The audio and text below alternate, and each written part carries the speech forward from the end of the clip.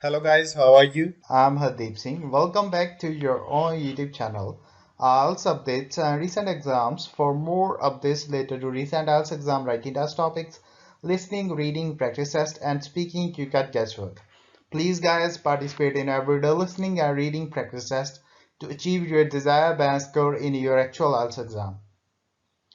Please hit the like and subscribe button. Press the bell icon for the upcoming notifications.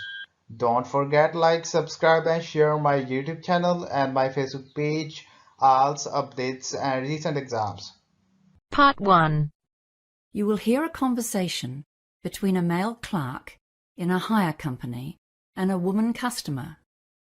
First, you have some time to look at questions 1 to 5.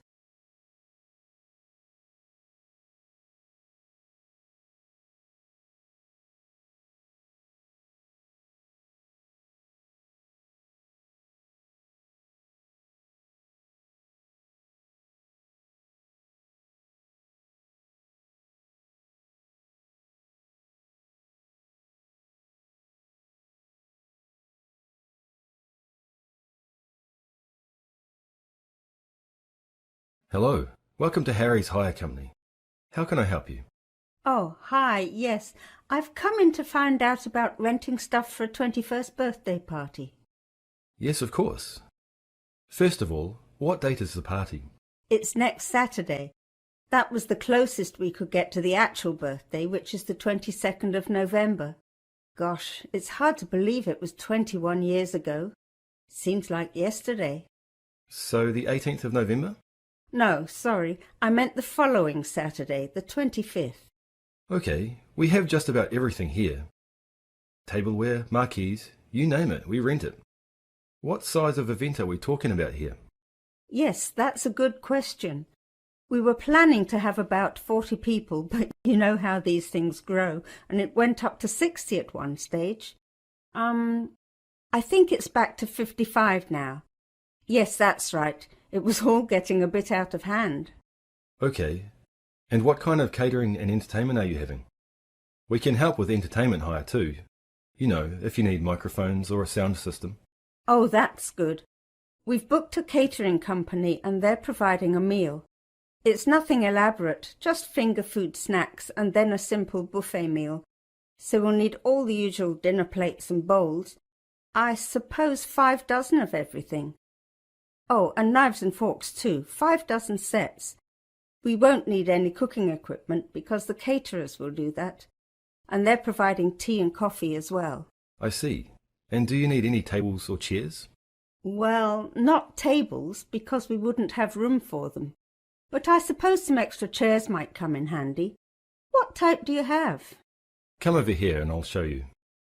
We have a couple of different kinds. We do have the folding wooden ones, like these, but the most popular ones are just those stackable plastic garden chairs. We rent a lot of those. Yes, the plastic ones look great. Maybe 40 of those. Okay.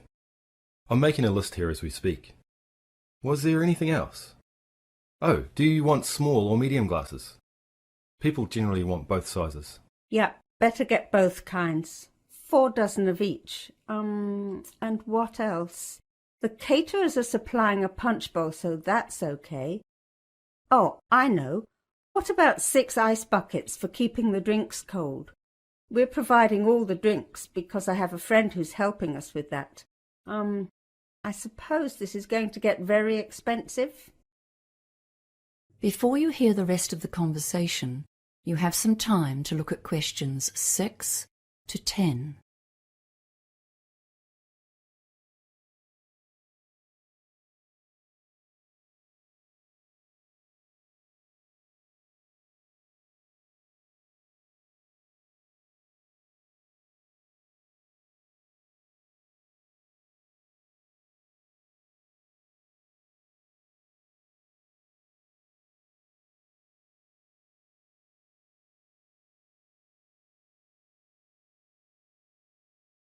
Well, let's talk about our packages and rental deals. Firstly, what day do you want to collect the equipment? Oh, I'm not sure. Does that make a difference to the price? Well, The weekend package deal is to pick up after 5 p.m. on Friday and drop off before 10 a.m. on Monday. That will be $1,600 plus tax.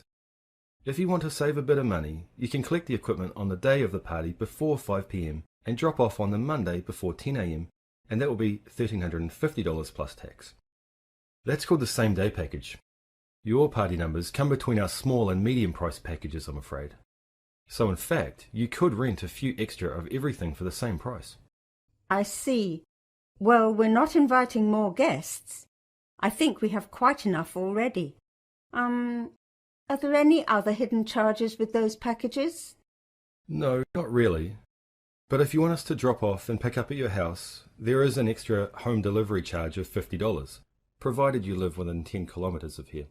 Oh, and if you want to take out breakage insurance, that's a $60 flat fee. Otherwise, you pay for every item you break at the replacement cost. Wow, so how much is that then? I bet that soon adds up. Well, yes, it does a bit. Let's see.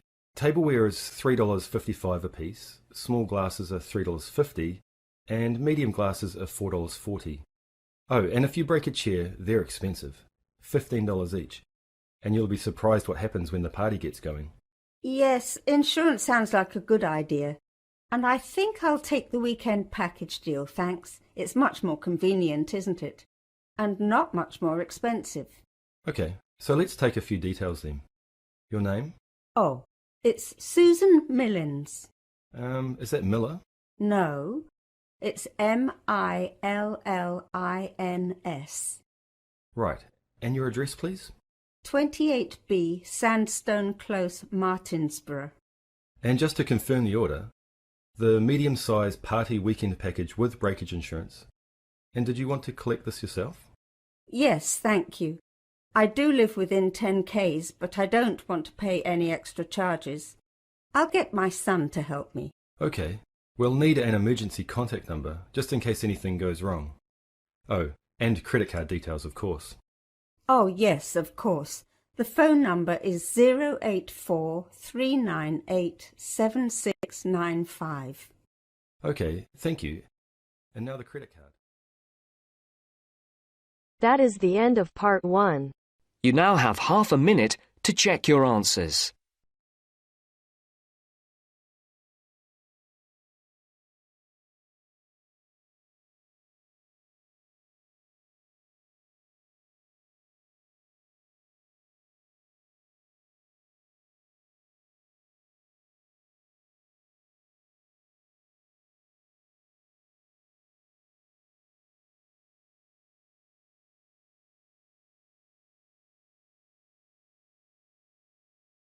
Now turns to part 2.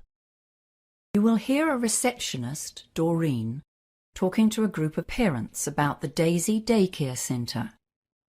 First, you have time to look at questions 11 to 17.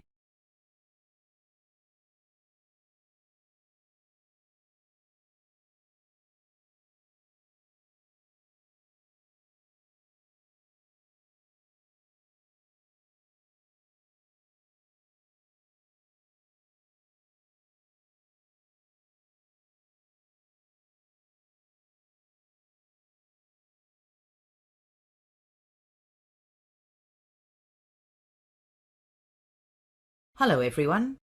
I'm Doreen, the receptionist at the Daisy Childcare Centre. Thank you all for coming to our open evening.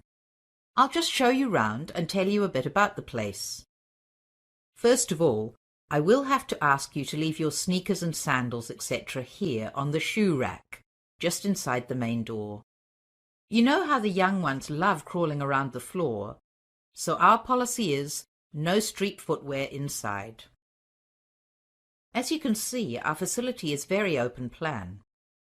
There are lots of different activity areas, and we like to have pretty good visibility throughout the centre. This central area to the left is where we all gather for stories, songs, and some games. That's why the big circular carpet is there. Everyone comes to sit there 2 or 3 times a day.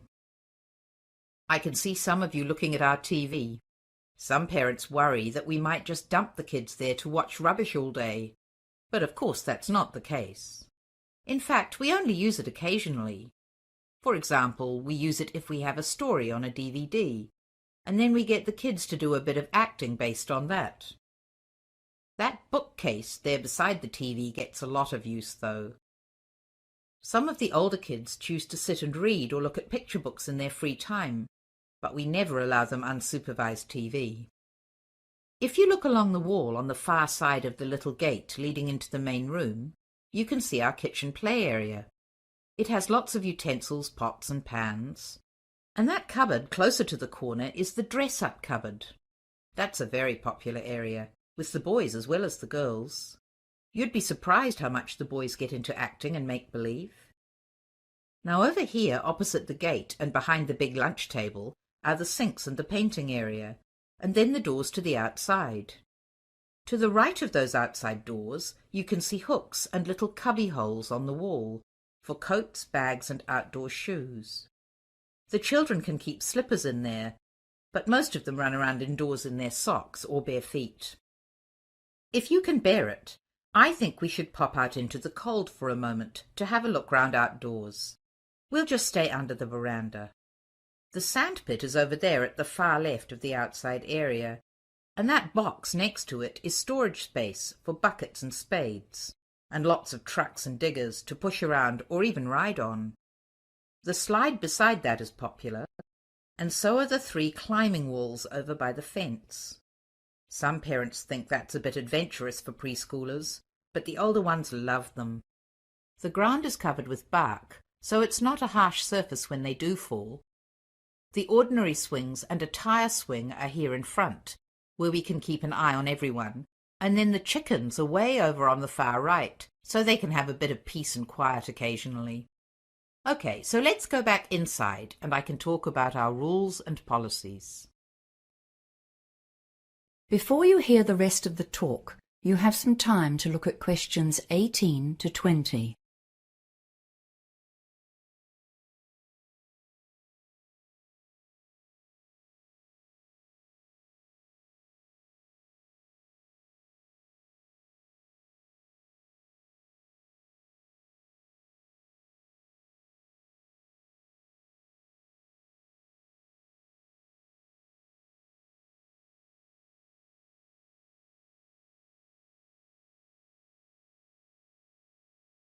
As you probably already know, the government sets limits on adult-child ratios, but we try to improve on those wherever we can. There are different ratios for under and over 2-year-olds. For the under 2s, the rules are 1 adult to 4 children, and we basically stick to that, except that we have an extra roving staff member with no allocated children who helps out wherever there's a need. The older kids have a 1 to 8 ratio, and again we try to have an extra staff member on site. All of our staff are fully qualified, but we do have trainees from the local polytech at certain times of year. We do have pretty strict rules about pick-up times here. It's a real problem if parents are late, and we end up with far too many kids for the number of staff. So we ask you to be very punctual about collecting your children. We have had to ask a couple of consistently late parents to leave, but of course this is only a last resort. We have quite a long waiting list here, especially for the over 2s, but you're welcome to put your name down. The average lead time is usually about 9 months, but sometimes we get unexpected vacancies. For example, maybe a family has to move to another city for work or something, so their child is withdrawn. This means, if you're lucky, your child could be admitted in 3 months or so. Now, are there any questions? That is the end of part 2. You now have half a minute to check your answers.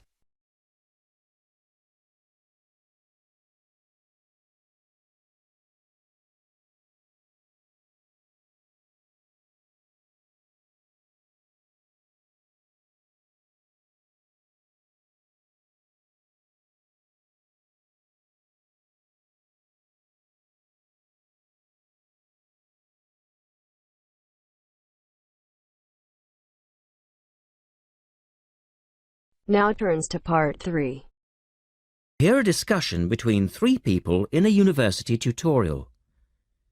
In the first part of the discussion, They're talking about city traffic and the motor car. First, look at questions 21 to 24.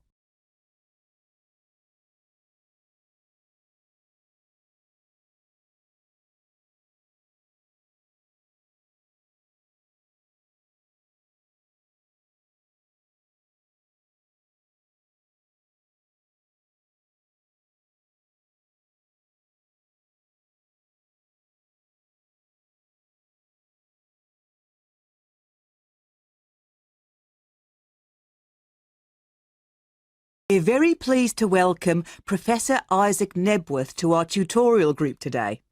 And he's come to share one of his pet passions with us, city traffic and our Western dependence on the motor car.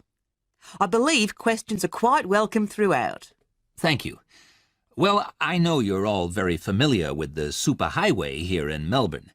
But do superhighways automatically lead to super wealth, as our politicians would have us believe?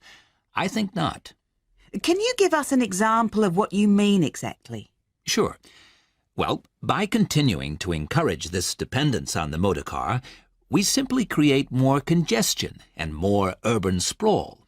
And you can see that here in Melbourne, right under your nose. Excuse me, I would just like to say that I feel the sprawl is part of the city. The freeways mean people can enjoy the benefits of living away from the centre on larger blocks with gardens, but still be able to drive back into the city centre for work or entertainment. Well, I'm not convinced that people want to do that. And is our money being well spent? It may be okay for you now, but come back to me in 5 years' time. Let's take CityLink, for example, the new freeway here in Melbourne. Well, I use the freeway all the time. I think it's great. Ah, yes, but it cost $2 billion to build. And you could have gotten 10 times the value by putting the money into public transport. If you give the automobile road space, it will fill that space, and you'll soon find you'll be crawling along your CityLink. But surely you cannot simply blame the car. Some of the blame must rest with governments and city planners. Well, there is an argument, surely, that building good roads is actually beneficial because most new cars these days are highly efficient. They use far less petrol than in the past, and emissions of dangerous gases are low. Old, congested roads, on the other hand, encourage traffic to move slowly, and it's the stationary cars that cause the pollution and smog, whereas good roads increase traffic speeds and thus the amount of time cars are actually on the roads. Well, this is the old argument put forward by the road lobby, but for me it's clear-cut. Roads equal cars, which equal smog. Public transport is the way to go. In the second part of the discussion, the professor talks about public transport in different cities. Look at questions 25 to 30.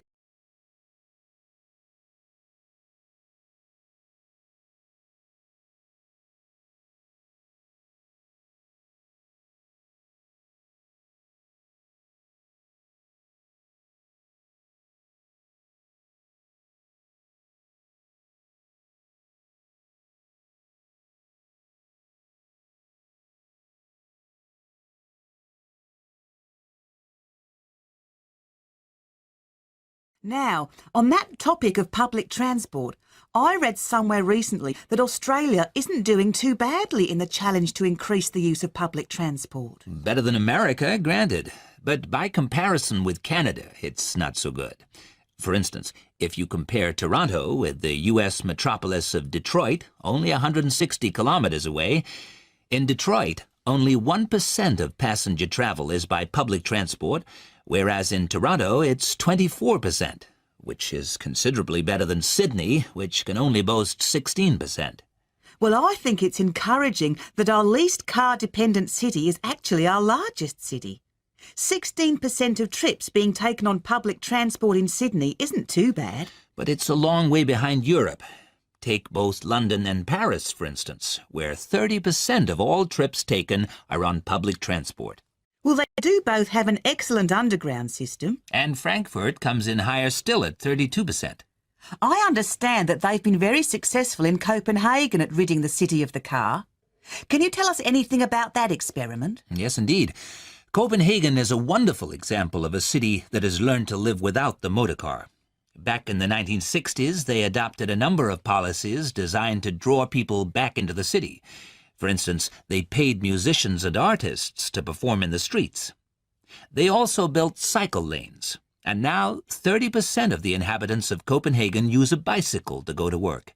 Sydney, by comparison, can only boast 1% of the population cycling to work. It could have something to do with all the hills? Then they banned cars from many parts of the city, and every year 3% of the city parking is removed. And by constantly reducing parking, they've created public spaces and clean air. Really? There are also freely available bicycles, which you can hire for practically nothing. And, of course, they have an excellent public transport system. Well, that's all very well for Copenhagen, but I'd just like to say that some cities are just too large for a decent public transport system to work well, particularly in areas with low population.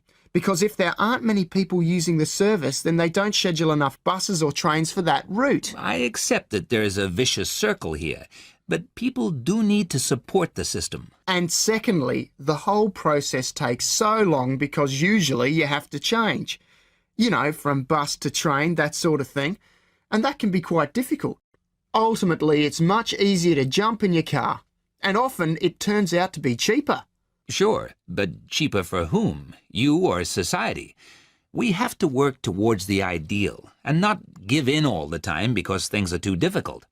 Anyway, let's move on to some of the results of the survey, which I think you'll agree. That is the end of part 3. You now have half a minute to check your answers.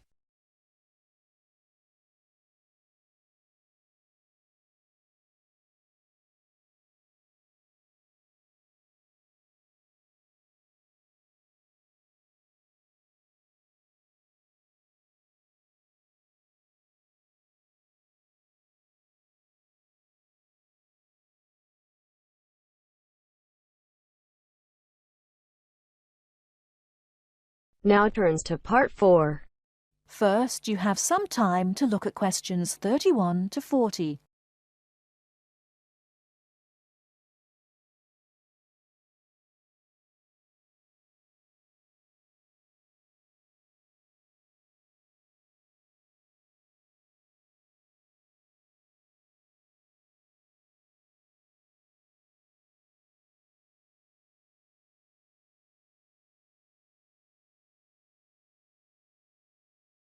Hello there everyone, and welcome to our second session on interview skills. Now, we have already looked at what to say in the interview and what to wear. So let's consider non-verbal behaviour, or as it is more often called, body language. Believe it or not, research has shown that this is what makes the strongest impression on people we meet. Frequent eye contact is one aspect of body language which goes down very well with interviewers and creates a good impression. Looking at people means that you're sure of yourself and confident. In fact, one famous car company even makes a note of the level of eye contact candidates make during their recruitment process for this very reason. So it is very important to maintain eye contact, but be careful how you do it. Avoid staring, as this is a sign of hostility. But avoiding eye contact altogether and looking away or down is even worse. But the general message is maintain that eye contact. Believe me, the eyes have it. Now, along with eye contact, smiling is one of the other important non-verbal actions which say more to the interviewer than any answers you give. A good way to create a good impression during the first few minutes of your interview is to smile warmly when you meet the person or people who will be interviewing you. It shows them that you are relaxed. Facial scanning takes a triangular route, from the eyes down to the mouth and back to the eyes. Even when you aren't speaking, an interviewer will be noticing your mouth, so give a relaxed smile whenever you feel it is appropriate. Now, not surprisingly, interviewers pay most attention to a person's face or head during an interview, and they certainly pick up a lot on what they see. Researchers have identified nodding as going down very well with interviewers. This simple gesture shows that you are listening and paying attention. Another useful head gesture is to tilt your head slightly to one side. Now this reinforces that you are listening well to what the interviewer is saying to you. However, tilting your head back isn't such a good idea, as this signals arrogance. And drooping your head forward indicates that you are lacking in confidence. And as we all know, that is exactly the opposite of what an interviewer wants to see. So the message is, mind your head. Now posture, or the way that you carry yourself, is an important area of body language to be aware of. And it is one of the first body language signals that interviewers read as you enter a room. Posture also matters when you're sitting down. A well-supported position, with your shoulders square and sitting full back on the chair, will give the impression that you are confident, which is just what the interviewer wants to see. I once interviewed a candidate who perched right on the edge of her chair throughout. I kept feeling that she was about to run out of the room in terror. However, occasionally leaning forward slightly when the interviewer is speaking reinforces the message that you are keen and interested, as well as showing the interviewer that you're actually listening to what they are saying. But don't overdo it by leaning too far forward. That can be a bit distracting for the interviewer. Now, we all tend to use our hands to gesture, especially when we are explaining something or as we become involved in what we are saying. This is fine. It shows that we are keen and perhaps even excited about something. However, what can work against someone at an interview is when they fidget. This kind of moving about is, of course, what we do when we are nervous, and fidgeting can be very distracting to watch. So if this is a problem for you when you get nervous, it is a good idea to practice sitting with your hands gently resting in your lap or on the arms of the chair. Try not to fold your arms though, as this tends to look uncomfortable or hostile.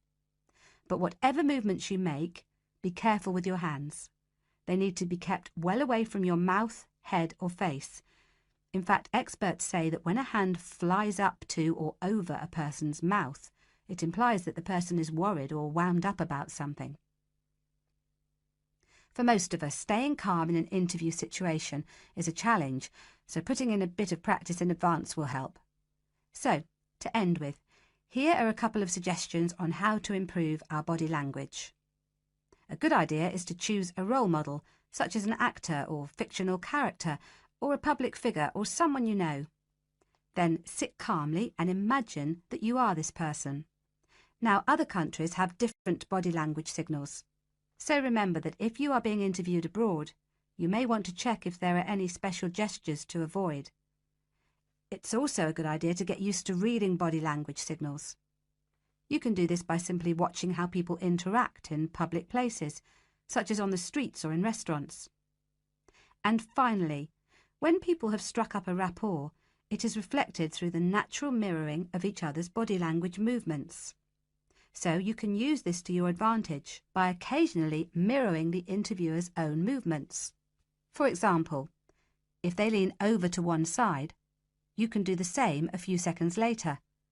It helps to create a special effect known as similar to me. But don't do it too often or the interviewer will notice. Now, any questions before we move on to interview listening skills? That is the end of part 4. You now have half a minute to check your answers. So guys, don't forget like, subscribe and share my YouTube channel and my Facebook page, IELTS updates and recent exams. For more updates related to recent IELTS exam writing test topics, listening, reading, practice test and speaking, you got guesswork. Please guys, participate in everyday new IELTS listening and reading practice tests to achieve your desired band score in your actual IELTS exam. For more IELTS material, visit my official website www.ieltsupdatesandrecentexams.com. The link is given below in the description. If you need PDF files of latest IELTS material, then please join my Telegram channel. So guys, please write your score below the comment section. Again, thanks for listening. God bless you all guys. Stay tuned, stay safe.